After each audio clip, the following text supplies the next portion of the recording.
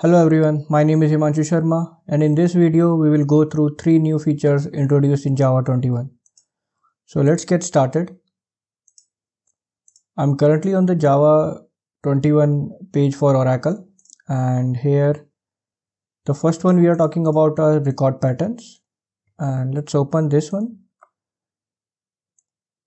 So with this feature what we can do is earlier as part of Java 16, if you have an object which is an instance of some class, so in that case you need to extract it from this variable.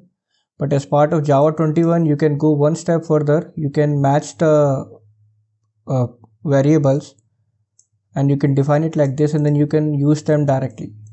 So let me show you here. So let's say, alright, let's create one record. Let's say user record and name and int age. Okay, and then what I'm going to do is create a method.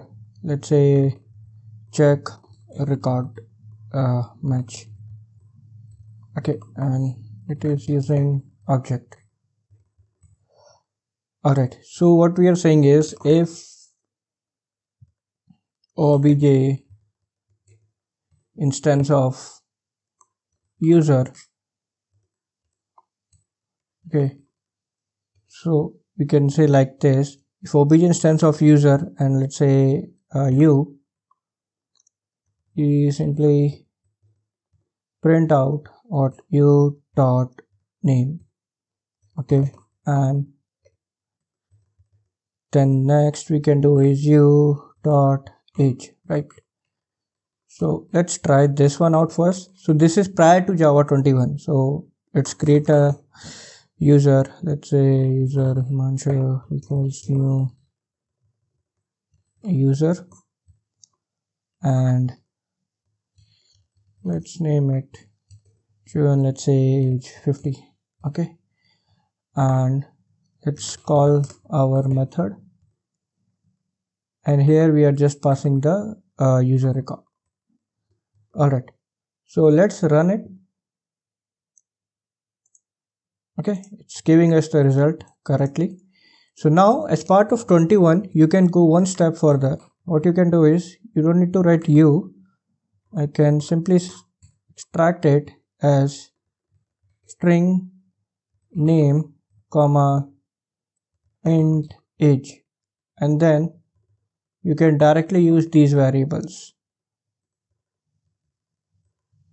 The variables you are specifying over here not necessary to be the same which you have defined over here. Like you can write like this, let's say user name, and you can say user age, and then you can use them over here: user name and user age. Alright, let's run our application, and yeah, it is working. And you can go one step more in this. What you can do is, let's create one more variable, record, sorry. So let's say record address, and we say string city, and then we say int postal code. Okay, like this.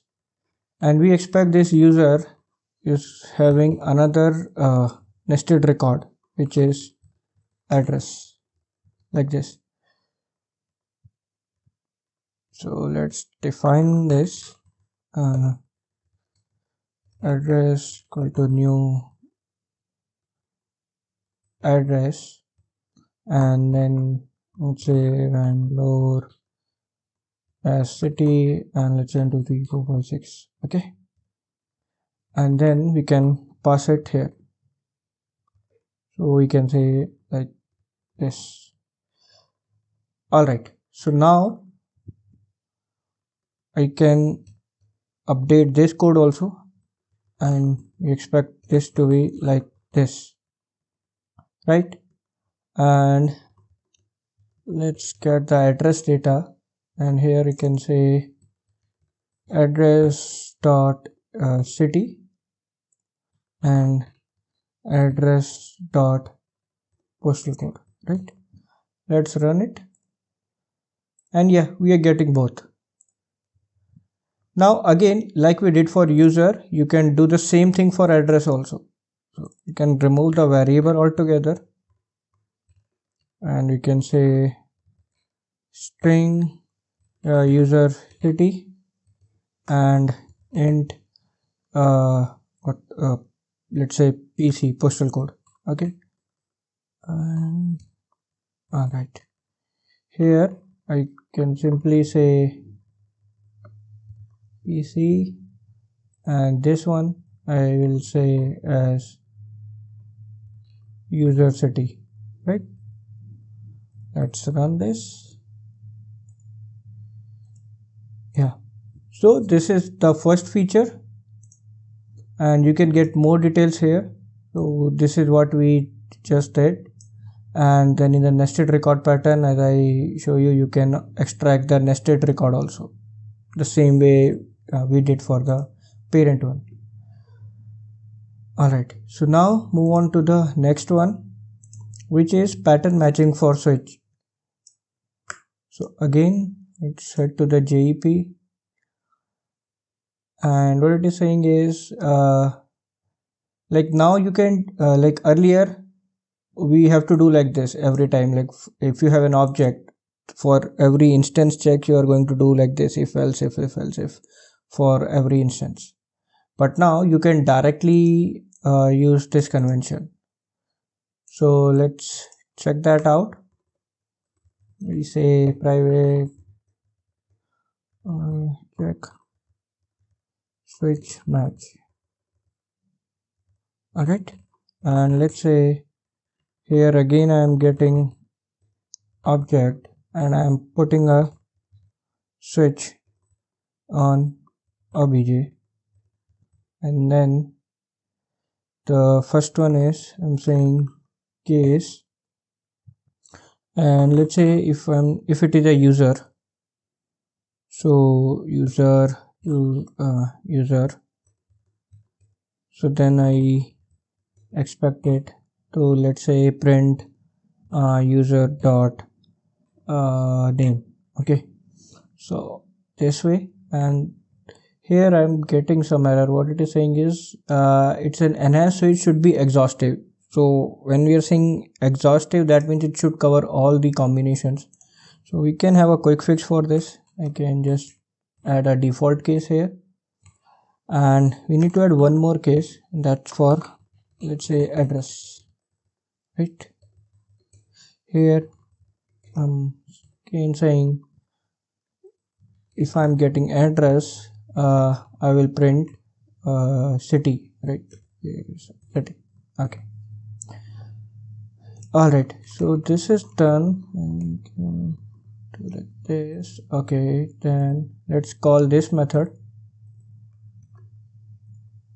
So we call it twice. So first one we will pass issues, second one we will pass address. Okay, and let's comment our record match call and run it, and yeah, our case is working. For when I'm getting the user, it is printing this code username, and when I am invoking the using the address object, then it is giving me city. All right, so let's head back. So this is the second one, and now the third one is, these are the preview features. Third one, we are going to check the virtual thread. Virtual thread is now for your multitasking, you can create virtual threads which are much more lightweight as compared to the previous threads we have.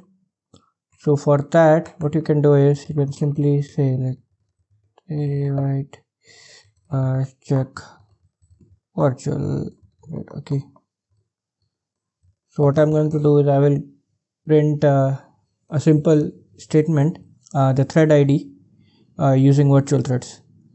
So to get the virtual threads, you can use executors executors class, and you can look for new virtual thread, this one. Okay, so let's create a local variable for this one. Alright, and let's shorten name executor. Alright, and then here I'm saying executor dot submit, and I'm going to give it a task, and the task is just print the thread ID, right? So I'll say thread dot current thread dot, and I will say thread ID. Okay, this is my expectation, and I want it to be done, let's say 10 times. Okay, so I say while is greater than 0, just execute this task. Alright, and finally you can say to close our executor, so that it will wait to finish up all the threads. If you don't specify this, your program will close without waiting for these to finish. Alright, so let's run this code and let's comment it out. Alright, let's run it. Oh, I think I did a mess, but you can see like this power virtual thread, they can go more than your system have. So let's stop this one. I think I got it what I did wrong, and the thing is I have not decrement the counter. Okay, that's it. Now let's rerun. Let's clear it and see. So I'm getting the thread ID for 10 different threads. Alright, so that's all in this video. Thank you everyone. Thanks for watching.